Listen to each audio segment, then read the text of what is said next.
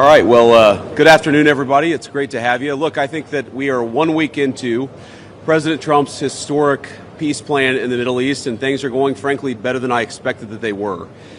This is a very, very tough situation. You have two peoples, two enemies who have fought a very tough conflict against each other. You have a terrorist organization on one hand that murdered a lot of innocent people. You've got an Israeli army that was defending itself on the other that has learned a lot over the past couple of years. And then, of course, you have an innocent civilian population in Gaza that's caught in the middle.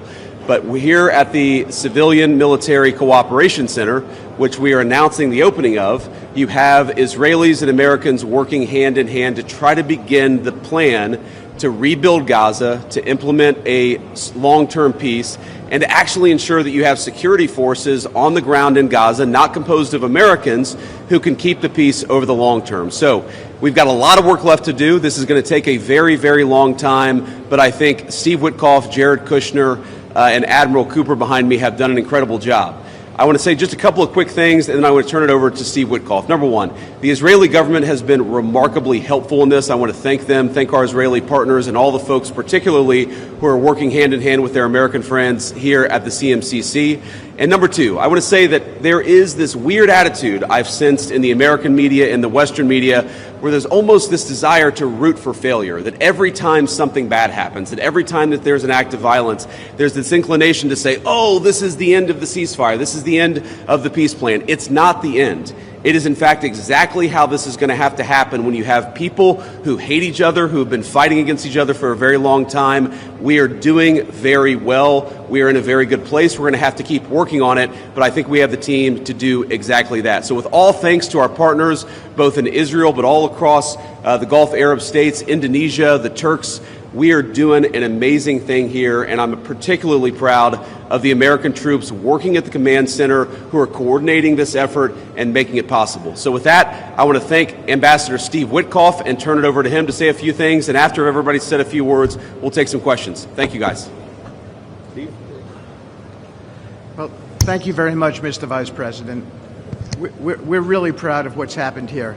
It's an amazing effort. It's a great coordination between our partners. We have a great team. Signing this deal up was a challenge in and of itself, but the implementation, that's where it really is going to be the most important. And I think we are exceeding where we thought we would be at this time. I think the Vice President has come out here. He sees that. The Secretary of State will be out here. I can't tell you what a privilege it is to work with the team that we have, with Jared, who's extraordinary, the President, of course, and the Vice President, and Admiral Cooper. I would also say this: we're learning so much here. This CMCC that we're setting up now, this is going to be used in other conflicts as we figure out all the intricacies of how to modulate a peace deal, go from war to peace. Lastly, in closing, I want to speak about the morning that me and Jared had. We met with 10 hostages and their families, and it was really an emotional moment. And I felt blessed to be in that room. Lots of tears, lots of people really, really grateful to President Trump for getting their children home. And you, of course, Mr. Vice President. And I want to observe that I didn't see any victims in that room. I saw strong people who have come out under very difficult circumstances. Their families are reunited, and they are so grateful. And it was just my privilege as an American to be there. Thank you. Great, thank you. Jared? Thank you. Thank you, Mr. Vice President. Thank you, Steve. First of all, we really appreciate your visit here. It's given a great boost of energy to everyone here, and your support through this whole effort has been really tremendous. What you see here today is really the opening of the CMCC. This has been something that's been envisioned by CENTCOM. Admiral Cooper will speak about that in a bit. But we always knew that the deal that we were working on would kind of have two phases to it. The first phase was obviously getting the live hostages out. We're currently making progress on the hostages, the bodies that are still there. I think almost half are out now, and we had very good meetings with the Israelis. I know the Vice President's here to put a lot of effort into that today to hopefully make sure we can complete that mission in phase two. At the same time, the humanitarian aid, there's actually been surprisingly strong coordination between the United Nations and Israel, which is something that we've been able to help synthesize, get each other to air their concerns and to find out how we can do it better so that the aid reaches the people in Gaza and doesn't go into the wrong hands there. Finally, I'll say that there has already been a lot of efforts over the last years by really concerned people to think about what happens next in Gaza. And there's a lot of great things happening here. More will be released in the coming days. But the most important thing here is to figure out how you really get a good deconfliction coordination center. This really has been a startup. There's been a lot that's been done. It's amazing to think it's only been a week. But I actually, with the pace of work and the commitment of everybody, I think in a week from now you'll see even more progress. I want to echo what the Vice President said about how a lot of people are getting a little hysterical about different incursions one way or the other, but what we are seeing is that things are going in accordance. Both sides are transitioning from 2 years of very intense warfare to now a peacetime posture, and really thanks to Admiral Cooper, CENTCOM, and the CMCC to try to build that deconfliction mechanism in order to make sure that we can get to a proper de-escalation. We have some flags that we put up here. This is not fully representative of the countries that are here. It's happening very rapidly, that people are agreeing to come on board, agreeing to help. People really want to be a part of this, and it's just happening very, very quickly. So we'll try to continue to give the updates as it progresses, but really just thank you to the entire team here who's made all this possible. It's been a lot of sleepless nights, around the clock effort, and it's really been great coordination because everyone believes that it is possible to create something better in Gaza, and we have to believe it, we have to work hard for it, and if we all work hard to do that, then I do believe a great outcome is possible. Thanks, Chair. Admiral? Well, Mr. Vice President, thank you for joining us here today at the CMCC. Consistent with our Commander-in-Chief's direction, this facility will be the hub for the delivery of everything that goes into Gaza as we look to the future, delivering on the Commander-in-Chief's commitments. 200 of America's sons and daughters who wear the cloth of the nation have stepped up and are serving here. I just couldn't be prouder, and I know that you are as well. Thank you so much. Great. Thanks, Admiral. And gentlemen, we'll take a few questions now. Sir.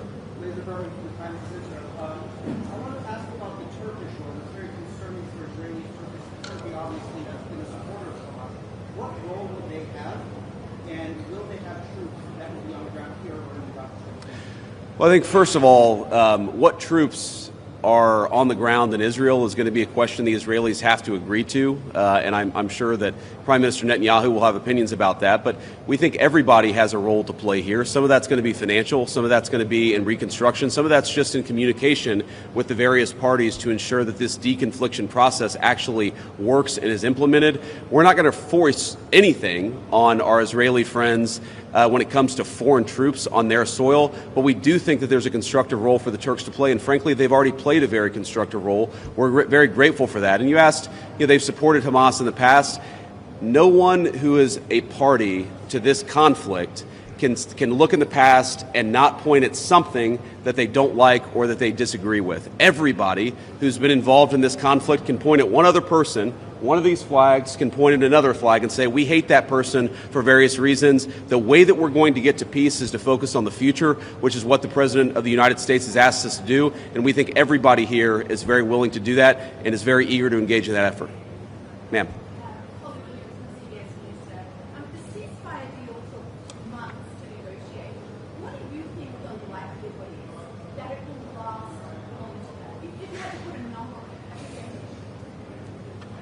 Well, Jared's the investor here. I'm not going to give you a percentage, but look, what we've seen the past week gives me great optimism the ceasefire is going to hold. And if we get from where we were a week ago to a long-term, durable peace between Israel and Gaza, there are going to be hills and valleys. There are going to be moments where it looks like things aren't going particularly well. But given that, and given the history of conflict, I think that everybody should be proud of where we are today. It's going to require constant effort. It's going to require constant monitoring and supervision. That's part of the reason that Admiral Cooper and his team is here, is to mediate these disputes, to mediate these disagreements as they come up. But look, right now, I feel very optimistic. Can I say with 100% certainty that it's going to work? No. But you don't do difficult things by only doing what's 100% certain. You do difficult things by trying, and that's what the President of the United States has asked us to do. Sir.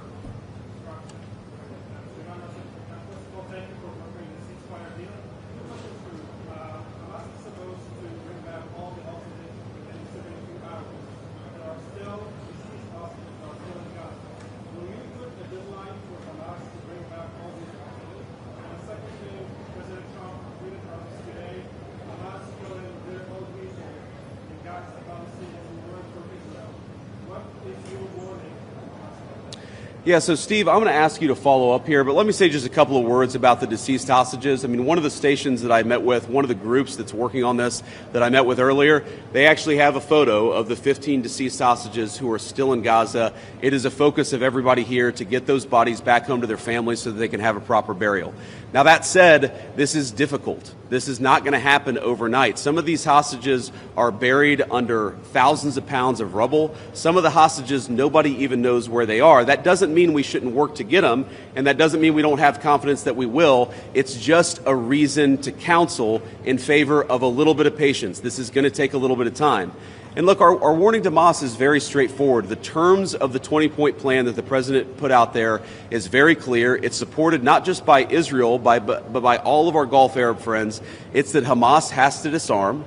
It's that Hamas has to actually behave itself, and that Hamas, while all the fighters can be given some sort of clemency, they're not going to be able to kill each other, and they're not going to be able to kill their fellow Palestinians.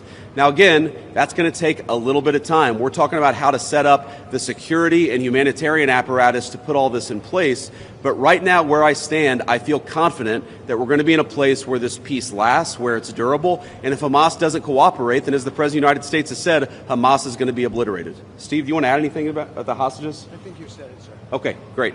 Ma'am.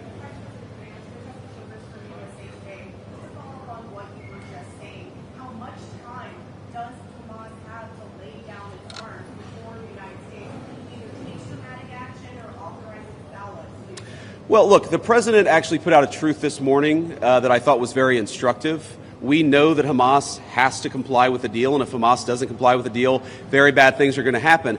But I'm not going to do what the President of the United States has thus far refused to do, which is put an explicit deadline on it, because a lot of this stuff is difficult. A lot of this stuff is unpredictable. You basically have two regions in Gaza, one of which is relatively safe, I wouldn't say very safe, and one of which is incredibly dangerous. And part of ensuring that we get to a durable peace is to broaden the scope of the area that's safe. And the International Security Force is a big part of that. We don't yet have the International Security Force set up. That's something we're working towards. We have a number of volunteers who want to participate in that International Security Force. So my point is, I don't think it's actually advisable for us to say this has to be done in a week, because a lot of this work is very hard. It's never been done before. And in order for us to give it a chance to succeed, we've got to be a little bit flexible. I think what you're seeing from our Gulf Arab friends, certainly from our Israeli friends, is a certain amount of impatience with Hamas, but we're going to keep on working at this process, and we're going to keep on trying to bring the deceased hostages home, but also make sure that all Gazans are able to live in a prosperous and safe place. Yes.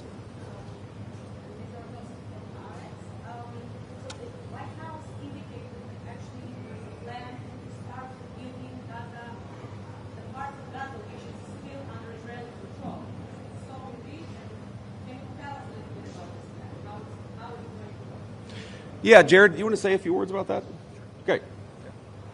So, first of all, no reconstruction aid, no reconstruction funds will be going into areas that Hamas still controls. And as far as the demilitarization goes, once the ISF is up, there needs to be a security force that they can feel safe from, that in order for it to be the transition to be complete. So that needs to happen. There are considerations being happening now in the area that the IDF controls, as long as that can be secured, to start the construction as a new Gaza, in order to give the Palestinians living in Gaza a place to go, a place to get jobs, a place to live. So that's one of the many things being considered. Right now, again, there's been several work streams that have occurred over the last years. Those are all being synthesized and updated here at the center, and then they'll go before President Trump and the Board of Peace to get recommendations on what to build, how to phase it, but that's definitely something now that's being very strongly considered. Great. Sir? Oh, sorry. Why don't we do the guy in the back, and then we'll do you in the blue jacket. Thank you. Go ahead. Could you speak up for me?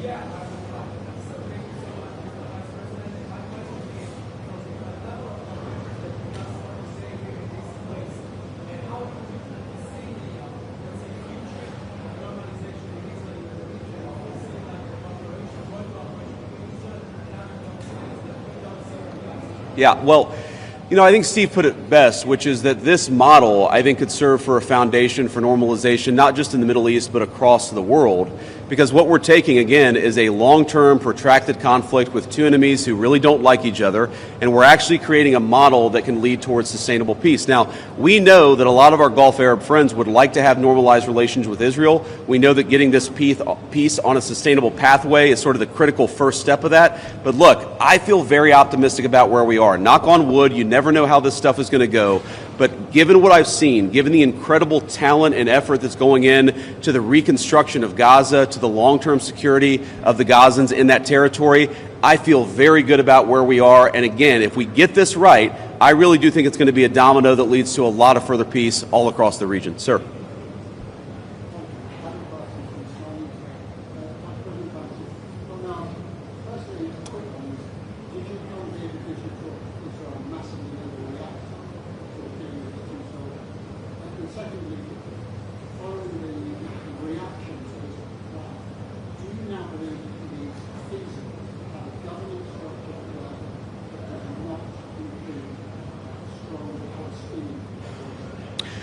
Well, so on the first question, no. My visit had nothing to do with events of the past 48 hours. We had actually tried to plan this visit, frankly, months ago, and now we thought this would be a good time to do it. It ended up working out. As you know, sometimes calendars are difficult, especially when you're the Vice President of the United States. But I wanted to come. I wanted to check in on things. I wanted to, talk to the troops who are working very hard to coordinate this massive relief effort. And I wanted to just see how things are going and put some eyes on it so I could call the President of the United States and actually, it's one thing to read about it. It's one thing to talk with Jared and Steve on the phone about what's going on the ground.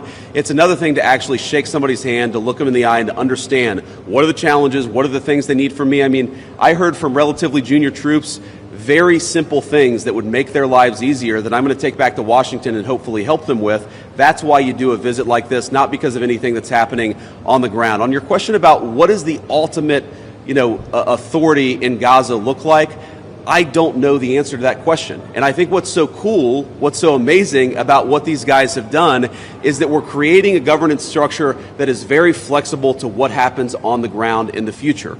We need to reconstitute Gaza. We need to reconstruct Gaza. We need to make sure that both the Palestinians living in Gaza, but also the Israelis are able to live in some measure of security and stability. We're doing all those things simultaneously. And then I think once we've got to a point where both the Gazans and our Israeli friends can have some measure of security, then we'll worry about what the long-term governance of Gaza is. Let's focus on security, rebuilding, giving people some food and medicine. If we get to the point where we're arguing exactly what the governance structure in Gaza is long-term, then we should pat ourselves on the back. That's a very good problem to have, but I won't anticipate that problem before we actually have it. I'll take a couple more and then we'll get moving. Ma'am. Could you speak up? Thank you.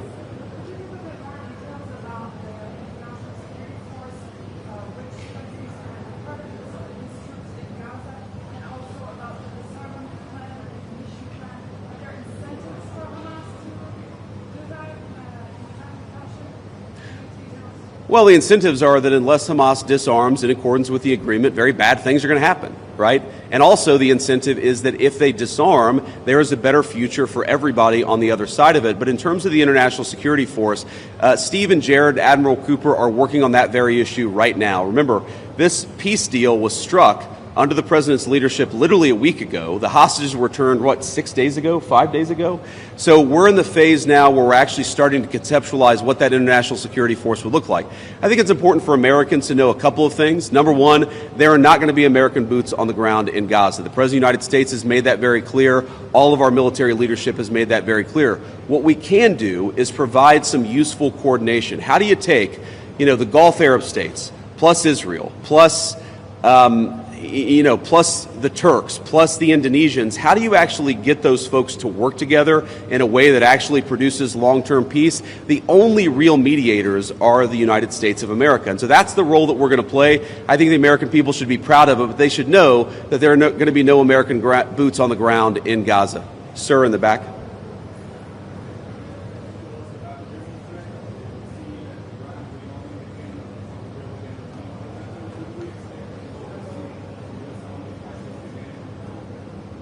Could you ask the very last part?